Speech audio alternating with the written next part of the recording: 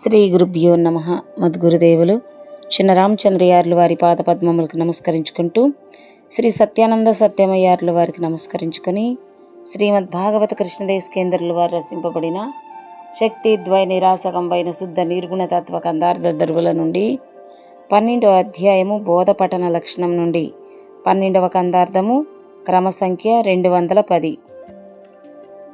ఉపనయనముగానిదే తానుపనయనము మీది చదువు ఊహనుగొనినన్ విపరీతమగును దానను చపలుడు బ్రాహ్మణుడు గాడు చర్చించి చూడా శూద్రుడు వాణ్ణి అర్చించారేడా ఉపమాచే బోధట్లా ఊహించి నీకేటి కపట చిత్తుడు సాధు గణముతో సమమౌనే చర్చించి చూడా శూద్రుడు వాణ్ణి అర్చించారేడా. శ్రీ గురుభ్యో నమః. ఆత్మానాత్మరహితం అచలపూర్ణోపదేశికం శ్రీనిచ్చలానంద నారాయణ గురోర్శిష్యం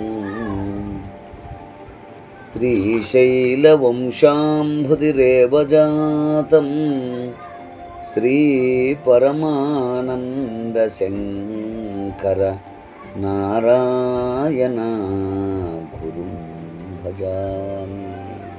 మద్గురుదేవులు శ్రీ శ్రీ పరమానంద శంకర నారాయణ స్వామి వారి పాదపద్మములకు నమస్కరించుకుంటూ, శ్రీమద్భాగవత కృష్ణదేశకేంద్ర ప్రభువులచే విరచితమైన శక్తిద్వయ నిరాసకంబైన శుద్ధ నిర్గుణ తత్వ కందార్థ ధరువులు 12వ అధ్యాయము బోధపఠన లక్షణము నుండి ఈరోజు మనము 12వ కందార్థాన్ని విచారించుకుంటున్నాం. అనగా క్రమసంఖ్య 210. క్రిందటి కందార్థములో త్రివిధ ప్రసాదములను కొంతమంది త్రివిధ దీక్షలని త్రివిధ ప్రసాదములను తెలుపుచుందురు. కొంతమంది త్రివిధ దీక్షలని త్రివిధ ప్రసాదములని తెలుపుచుందురు. ఇంకా కొంతమంది ద్వాదశి షోడశి పంచదశి అను మంత్రత్రయముని త్రివిధ ప్రసాదములని తెలుపుచుందురు. ఇక మరికొంతమంది పరిపూర్ణ దర్శనము, ఎరుక నిర్ణయము, ఎరుకను విడిచే విధానము, ఈ మూటిని త్రివిధ ప్రసాదములని తెలుపుచుందురు. అవి ఏవియు ఆ త్రివిధ ప్రసాదములు అనే మాటకు వర్తించుట లేదు. ఎందుకంటే ప్రసాదములు ప్రసాదములుగానే ఉండవలయును గాని దీక్షలు మంత్రాలుగా ఉండకూడదు. సాంప్రదాయ పద్ధతిగా అదే ధర్మమై ఉన్నది అంటూ మనము క్రిందటి కందార్థములో విచారించుకున్నాము. ఇక తదుపరి కందార్థము మరి 12వ అధ్యాయము బోధపఠన లక్షణము నుండి 12వ కందార్థాన్ని విచారించుకుంటున్నాము. క్రమసంఖ్య 210. హితోపదేశమును తెలియచేస్తున్నారు. అయితే గురుమూర్తి వద్ద ఉపదేశము కానిదే బోధను బుద్ధి కుశలతో నేర్చుకునినచో విపరీత భావముచే చెడిపోవును. గురుమూర్తి వద్ద ఉపదేశము కానిదే బోధను బుద్ధి కుశలతతో నేర్చుకునినచో విపరీత భావముచే చెడిపోవును అంటూ ఉదాహరణగా ఈ పద్యము ద్వారా తెలియజేస్తున్నారు. ఎలా అంటే,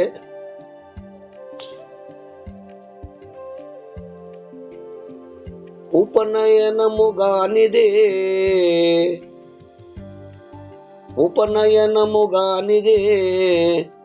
తానుపనయనము మీది చదువు నూహనుగొనినన్ విపరీతమగును ధానను చపలుడు బ్రాహ్మణుడుగాడు చర్చించి చూడ శూద్రుడు వాణ్ణి అర్చించరేడా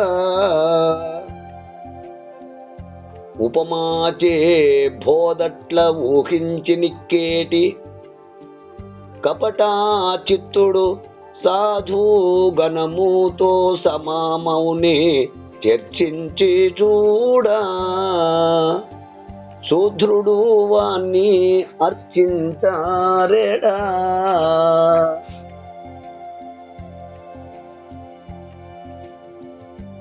శిష్య, గురుదేవ, ఉపనయనము కానిదే తాను ఉపనయనము మీద చదువు నూహనుగొనినన్.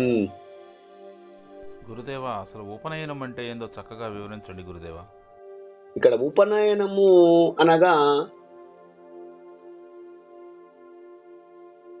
గాయత్రి మంత్రోపదేశము,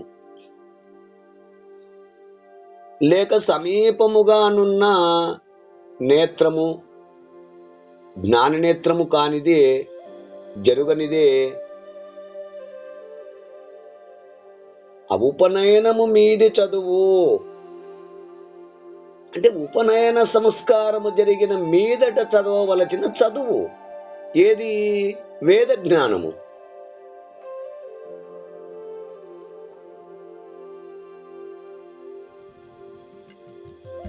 ఉపనయనమైన తర్వాత చెప్పుకొని విద్య వేదము అని తెలుపుదురు.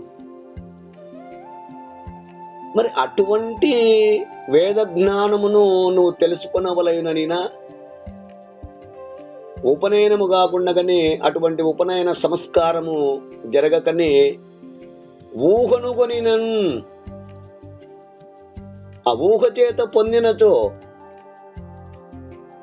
అంటే తెలుసుకోవలైననే బుద్ధి కుశలతతో శాస్త్రములు, వేదములు, వేదాంగములు ఎన్ని చదివి అబుద్ధి కుశలతతో నేర్చుకొనినను విపరీతమగును.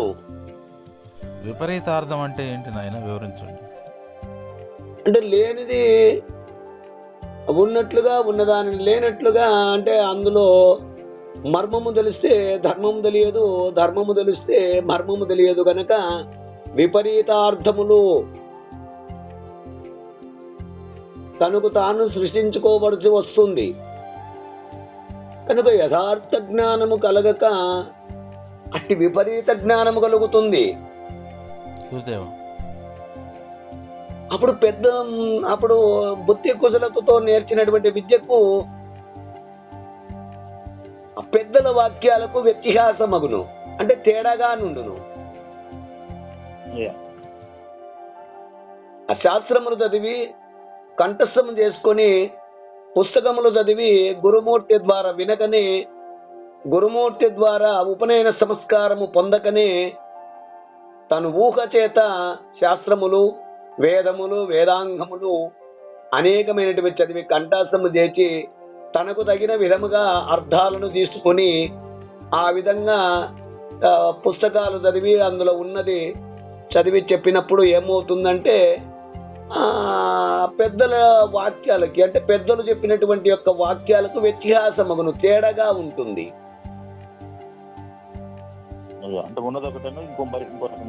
ఇంకొక విధమైనటువంటి మన యథార్థ జ్ఞానమును గురుమూర్తి ద్వారా విచారించగానే అటువంటి విపరీత జ్ఞానం కలుగుతుంది. అప్పుడు గురువాక్యమునకు తర్వాత నీవు చదివినటువంటి చెప్పినటువంటి వాక్యమునకు తేడా వస్తుంది, అంటే వ్యత్యాసము తేడాగా ఉంటుంది. కనుక దానను అటువంటి చపలుడు అంటే బుద్ధేంద్రియ స్థిరపడని వాడు. చపలుడు అనగానే ఎవరు అంటే ఆ బుద్ధేంద్రియములు అనగానే ఏంటంటే మనసు, బుద్ధి, చిత్తము అనేటువంటివి, అంతఃకరణము, అంతరేంద్రియములు ఏవైతే ఉన్నాయో వాటిని అదే పనిగా మరి ఆ విధమైనటువంటిది ఉన్నప్పుడు ఏమైపోతుంది అంటే ఆ విధమైనటువంటి అంతఃకరణము శుద్ధిపడనప్పుడు, అంతఃకరణము స్థిరపడినప్పుడు ఆ చపలుడే, బ్రాహ్మణుడు అయినప్పటికీ కూడా అతడు చపలుడే అవుతాడు. తారుమారు అయిన వాడు అంటే చర్చించి చూడా, బాగుగా పరిశీలించి చెప్పిన మాట చక్కగా ఆలోచించి చూడగా శూద్రుడు. ఇక్కడ శూద్రుడు అనగానెవరు అంటే వాసనా స్వరూపమైన అవిద్యచే కప్పబడినటువంటి వాడు.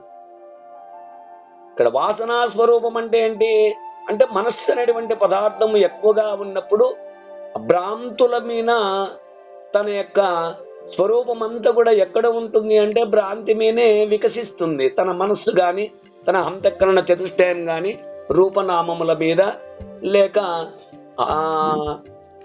ప్రాపంచికములో ఐహిక మార్గముల యందు ప్రవేశించేటువంటి వాడు.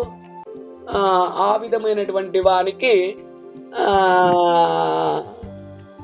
అవిద్యచే కప్పబడినటువంటి వాడు అంటే అజ్ఞానము చేత కప్పబడి ఉన్నటువంటి వాడు గనక అట్టి వారిని విచారించి చూడగా మరి అటువంటి గురువును పూజించడం తగునా అంటే ఎక్కడనూ పూజించరు. ఎందుకంటే శాస్త్రములు చదివి శాస్త్రములో ఉన్నటువంటి వాక్యాన్ని గురోర్ వాక్యము ద్వారా అంటే పెద్దలు వారి గురువు వక్రజనితమవు ఆ గురువు పెదవు నుండి వెలువడేటువంటి యొక్క గురు గోప్యమును, ఆ గురువు రహస్యమును ఆ గురుమూర్తి ద్వారా ఉపదేశము పొందకనే ఆ ఉపనయన సంస్కారము జరగకుండగానే శాస్త్రములు చదివి ఆ విధముగా చెప్పినప్పుడు విపరీతార్థములచే ఉంటుంది. అటువంటి పెద్దలైనటువంటి గురువులను మరి సరైనటువంటి శిష్యులు, నిజమైనటువంటి శిష్యులు అయితే అట్టి వారిని అర్చించరేడా అంటే పూజించడం తగునా అంటే ఎక్కడను కూడా పూజించరు అంటే గౌరవింపబడరు. అంటే మనుధర్మ శాస్త్ర ప్రకారము బ్రాహ్మణ జాతిలో పుట్టినప్పటికీ వాడు పుట్టుకతో బ్రాహ్మణుని ఇంట్లో పుట్టినప్పటికీ కూడా అతడు కూడా బ్రాహ్మణుడు కాలేడు. కారణం శూద్రుడితో సమానమే. కాబట్టి బ్రాహ్మణ జాతిలో పుట్టినప్పటికీ ఆ 8వ ఏట వచ్చేసరికి అతన్ని ఆ వేదమును చదువుకోవడానికి అర్హుడు కావాలని చెప్పని ఒడుగు చేసుకొనుట అనేటువంటి ఒక సాంప్రదాయ పద్ధతి ఉన్నది. కాబట్టి ఆ బ్రాహ్మణ జాతిలో పుట్టినప్పటికీ కూడా 8వ ఏట రాగానే ఒడుగు ఒడుగు అంటే ఆ యజ్ఞోపవీతమును ధరించక పూర్వము శూద్రుడుగానే ఉంటాడు గనక అది బ్రాహ్మణ మరి దానికి వేదమునకు పరిగణింపబడడు గనక ఆ విధమైనటువంటి సంస్కారము ఒడుగు అనేటువంటి పద్ధతిని మరి యజ్ఞోపవీతము ధరించక పూర్వము శూద్రుడుగానే ఉంటాడు కనుక పరిగణింపబడుదురు కనుక అటువంటి వానికి జీవుని పరిశుద్ధి గావించుట కోసము మరి ఆ షోడశ సంస్కారములు నిర్దేశింపబడినవి. ఆ ఒడుగు అంటే కూడా ఆ 16 రకములుగా ఉంటుంది ఆ ఉపనయనం చేసేటప్పుడు. తద్విధంగా మరి ఆ జీవుని పరిశుద్ధిని గావించుట కోసమై ఆ షోడశ సంస్కారములు నిర్దేశింపబడినవి గనక అవి ఏవి అంటే 1 గర్భాధానము, పుంసవనము, చలిమిడి పెట్టి పంపడము, చీమంతము, జాతకర్మము, నామకరణము, అన్నప్రాసన, చౌలము, ఉపనయనము, ప్రజాపత్యము, తల్లి భిక్ష పెట్టుట, సౌమ్యము, ఆగ్నేయము, వైశ్యదేవనము, గోదానము, సమావర్తనము, వివాహము, తర్వాత హంత్యకర్మ. ఇట్లు ఈ విధముగా మనకు నిర్దేశింపబడినవి. చూడు, మొదట ఏం చెప్పుకున్నాం మనము? 1 గర్భాధానము, ఆ తర్వాత పుంసవనము, ఆ తర్వాత చలిమిడి పెట్టుట. చలిమిడి అంటే ఏంటి అంటే మనము చెప్తామే చల్లద్ది పెట్టాడు, మధ్యగన్నమని అవని ఇవని చలిమిడి. మనము ఒక గర్భవతిగా ఉన్నప్పుడు పిండిని కలుపుకొని పిండి అట్లా కలుపుకొని పెడతారు, తర్వాత మధ్యగన్నము పెడతారు. అట్లా చలిమిడి పెట్టడము, తర్వాత సీమంతము, జాతకర్మము, ఆ తర్వాత నామకరణం చేయడము, ఆ తర్వాత అన్నప్రాసన. నామకరణం అయిపోయిన తర్వాత అన్నప్రాసన, అన్నమును ముట్టించడము. ఆ తర్వాత చౌలము. చౌలం అనగానే ఏమిటంటే చెవులు కుట్టుట. ఆ తర్వాత ఉపనయనము ధరించడం, యజ్ఞోపవీతం. ఉపనయనం అనగా యజ్ఞోపవీతం. ఇక ప్రజాపత్యము. ప్రజాపత్యం అనగానే ఏమిటి అంటే అతన్ని రాజుగా చేయడం, అర్హుడుగా. ఇక తర్వాత తల్లి భిక్ష పెట్టుట. తల్లి భిక్ష పెడుతుంది. ఆ ఒడి కట్టుకొని పోతే అంటే జోలే కట్టుకొని పోతే మొట్టమొదట తల్లి భిక్ష పెడుతుంది. ఆ తర్వాత బ్రాహ్మణ జాతిలో అయితే ఒక 5 ఇండ్లు పోయి అడుక్కొచ్చుకుంటాడు. తల్లి పెట్టిన తర్వాత మళ్ళీ 5 ఇండ్లు ఆ విధంగా అడుక్కొచ్చుకొని తినడము ఆ విధంగా జరుగుతుంది. దాన్ని తల్లి భిక్ష పెట్టుట. ఆ తర్వాత సంయము, ఆ తర్వాత ఆగ్నేయము, ఆ తర్వాత వైశ్యదేవనము, ఆ తర్వాత గోదానము, ఆ తర్వాత సమావర్తనము, వివాహము, అంత్యకర్మ. ఇట్లు ఈ విధంగా వీటి యందు మరి షోడశ కర్మములుగా తెలిపారు. కాబట్టి ఉపనయన సంస్కారము చాలా విశిష్టమై ఉన్నది గనక పుడుతూనే ఆ శుభాశుభ వాసనలతో మిశ్రమ రూపమై మనము పుట్టేటప్పుడు కూడా ఎట్లుంటామంటే మిశ్రమ పదార్థముగా ఉంటాము, మంచి చెడుకు. అంటే శూద్రుడు గాను బ్రాహ్మణుడు గాను ఆ పుడుతూనే ఎవడు బ్రాహ్మణుడు గాడు. కాబట్టి శుభాశుభ వాసనలతో ఆ మిశ్రమ రూపమై ఉన్న దానిని ఆ శూద్రత్వముగాను మరి ఉపనయన సంస్కారము చేత ద్విజత్వము. ద్విజుడు అనగానేమిటి అంటే 2వ జన్మ ఎత్తడం. కాబట్టి ఆ ఉపనయన సంస్కారము చేత 2వ జన్మను ఎత్తినట్లుగా. అట్లనే ఈ ద్విజత్వముగాను వేదాధ్యాయన సంస్కారము విప్రత్వముగాను. విప్రుడు అనగానెవరు అంటే బ్రాహ్మణుడు. అప్పుడు ఆ వేదాధ్యాయ సంస్కారానికి అర్హుడవుతాడు గనక, బ్రాహ్మణుడుగా అర్హుడవుతాడు గనక అప్పుడు ఆ బ్రాహ్మణుడుగా విప్రత్వముగాను బ్రాహ్మణత్వముగాను పొందిన తర్వాత మరి బ్రహ్మజ్ఞాన ప్రాప్తి. ఆ బ్రాహ్మణత్వముగాను ఆ బ్రహ్మజ్ఞాన ప్రాప్తి కలగాలి అంటే మొట్టమొదటి ఏం కావాలి? బ్రాహ్మణుడు కావాలి. అందుకనే ఎప్పుడైతే ఆ బ్రహ్మజ్ఞానాన్ని పొందుతాడో, బ్రహ్మజ్ఞానం తెలుసుకున్నటువంటి వాడు బ్రహ్మమే అవుతాడు, ఇంకొకడు కాడు. కనుక బ్రహ్మైవ భవతి అంటాడు. బ్రహ్మమును ఎవరైతే తెలుసుకుంటారో అట్టి వాడు బ్రహ్మమే అవుతాడు, కానీ ఇంకొకడు కాదు నాయన అంటారు. కనుక అట్లు ఆ బ్రాహ్మణత్వం పొందిన తర్వాత మొట్టమొదట అతను చేయాల్సిన పని ఏంటి అంటే బ్రాహ్మజ్ఞానాన్ని ప్రాప్తించుకోవడము. ఎవరైతే బ్రహ్మజ్ఞానమును మొట్టమొదట తాను ప్రాప్తించుకుంటాడో అట్లు ఇతరులకు కూడా ఆ విధమైనటువంటి జ్ఞానాన్ని ప్రసాదించగలడు. కనుక బ్రాహ్మణత్వంగాను చెప్పబడుతున్నది. కనుక అంతటితో జన్మాంతర వాసనలు రద్దయిపోయి ఎప్పుడైతే బ్రహ్మజ్ఞాన ప్రాప్తి నీకు లభిస్తుందో అప్పుడు నీకు ఆ యొక్క జన్మాంతరుల నుండి వచ్చినటువంటి వాసనలు ఏవైతే మనోవాసనలతో నువ్వు వచ్చావో జన్మకు, అటువంటి వాసనలన్నీ కూడా రద్దయి అంటే ఏంటి అంటే లేకుండా పోవడమే. మరి అటువంటి జన్మాంతర వాసనలు లేకుండా పోయి రద్దయిపోయి పరిశుద్ధ హంతఃకరణ పరుడై ఆ బుద్ధి అనేటువంటిది ఏదైతే ఉన్నదో ఆ బుద్ధి ప్రచోదింపబడుతుంది. ఎందుకంటే బుద్ధిర్గతి సూర్య అంటారు ఉపనిషత్తుల్లో. కాబట్టి ఆ బుద్ధి అప్పుడు ఏ విధంగా ప్రకాశింపబడుతుంది అంటే సూర్యుని ప్రకాశము వలె ప్రకాశింపబడుతుంది. ఎప్పుడైతే పరిశుద్ధ హంతఃకరణ పరిశుద్ధుడవుతాడో అప్పుడు ఆ బుద్ధి ప్రచోదింపబడుతుంది. ప్రచోదింపబడడం అంటే ఏంటి అంటే సూర్యుడి ప్రకాశములాగా వికసింపబడము. అందుకే కదా మనకు ఉపనిషత్తుల్లో కూడా బుద్ధిర్గతి సూర్య అంటూ మనకు తెలియజేస్తారు. ఆ విధంగా వికసింపబడి మరి ఆ బుద్ధి ఎప్పుడైతే ఆ విధంగా సూర్యుని ప్రకాశంలాగా ప్రకాశింపబడుతుందో దాని వలన మనకేం కలుగుతుంది అంటే ధారణాశక్తి, ఏకాగ్రత, స్ఫూరణాశక్తి, ఉచ్చారణాశక్తి వీటిని సిద్ధింపజేసినని కానీ మరి నీకు ఆ యొక్క వేదాంత జ్ఞానము తెలియబడదు. కనుక ఈ శక్తులు నీకు లభిస్తాయి. దేని వలన బ్రహ్మజ్ఞాన ప్రాప్తి ఎప్పుడైతే నీకు లభిస్తుందో అప్పుడు జన్మాంతర వాసనలన్నీ రద్దయిపోయి అంతఃకరణ శుద్ధి కలిగి నీకున్నటువంటి యొక్క బుద్ధి సూర్యుని ప్రకాశము వలె ప్రకాశింపబడి ఈ శక్తులు ఏర్పడతాయి నీలోన. ఏవి? ధారణాశక్తి, ఏకాగ్రత, స్ఫురణాశక్తి, ఉచ్చారణాశక్తి. ఉచ్చారణ అంటే ఇప్పుడు మనం మాట్లాడుకుంటున్నాం దాని ఉచ్చారణ. ఆ విధముగా నీకు ఈ శక్తులన్నింటినీ సిద్ధింపజేసుకొని ఇక శాస్త్రమందు చెప్పబడినటువంటి యొక్క మనకు ఏదైతే నిగూఢంగా రహస్యంగా తెలియచేస్తున్నారో అటువంటి అత్యంత సూక్ష్మముగా ఉన్నటువంటి యొక్క బ్రహ్మ పదార్థమును గూర్చి శ్రవణ మనన నిధిధ్యాసలు చేయగలుగు బుద్ధి, కుశలత, ఆ సూక్ష్మ ప్రాజ్ఞ అనేటువంటిది నీకు లభిస్తుంది. మరి ఈ ఉపనయన సంస్కారము చేత గాని కలగదు. మరి చూడు, కేవలము ఒక బ్రాహ్మణ జాతిగా ఆ విధంగా కావాలంటే అంత చర్చ జరుగుతుంది.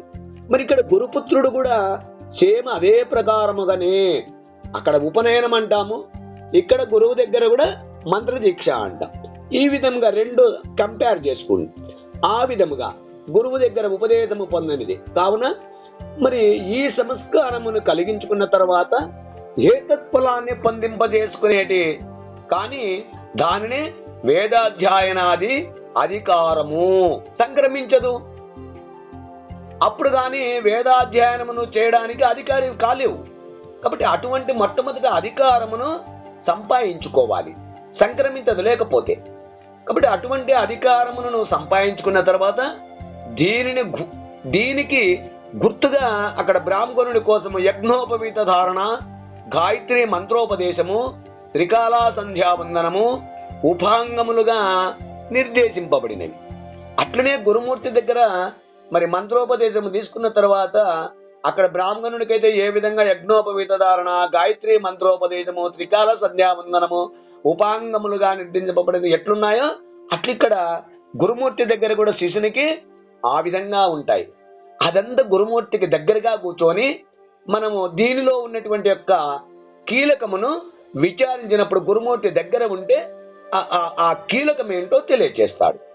ఇక బ్రహ్మచర్య వ్రతములో ఆ త్రికాల సంధ్యావంతుడై నిరంతర గాయత్రి మంత్రోచ్చారణాపరుడై ఉండుట వలన ఆ ఉపనయన సంస్కారం యొక్క లక్ష్యంగా నిర్దేశింపబడినది.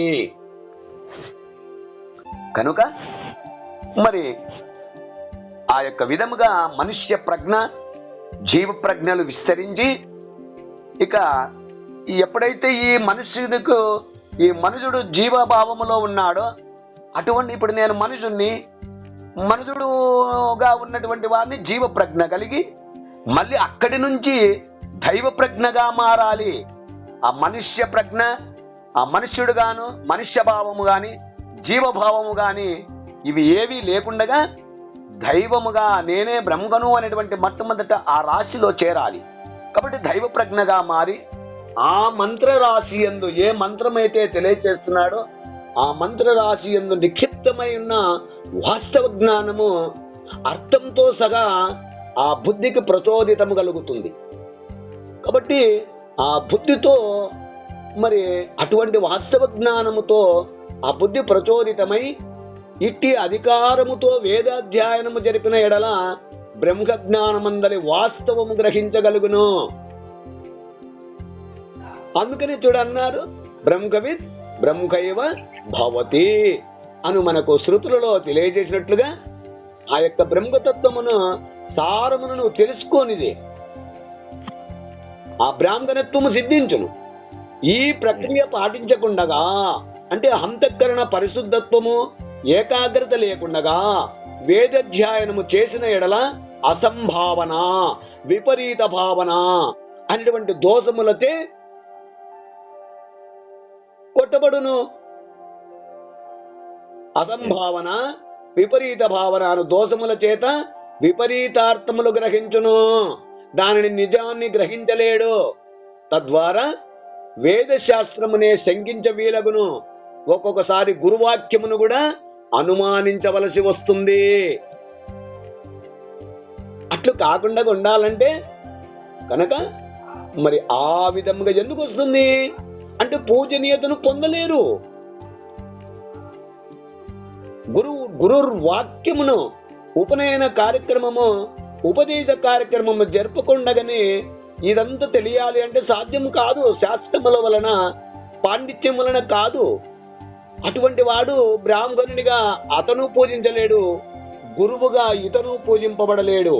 శూద్రుడు ఎందుకు అంటే వాసనా స్వరూపమైన అవిద్య చే కప్పబడినవాడు, అంటే అజ్ఞానము చేత కప్పబడినవాడు.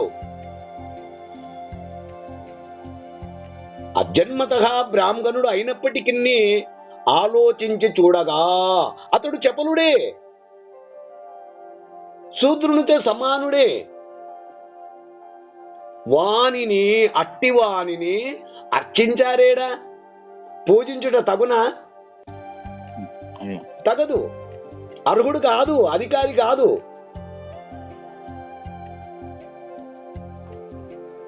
ఉపమాచే అంటే ఊహా చేత బోధ, ఆ పరిపూర్ణము ఎరిగి, ఎరుకనెరిగి, ఎరుకను మాను అను విధానము పట్ల ఊహించి నిక్కేటి ఆరుడ చెందకుండగానే, గురుమూర్తి వాక్యము ద్వారా వినకుండగానే,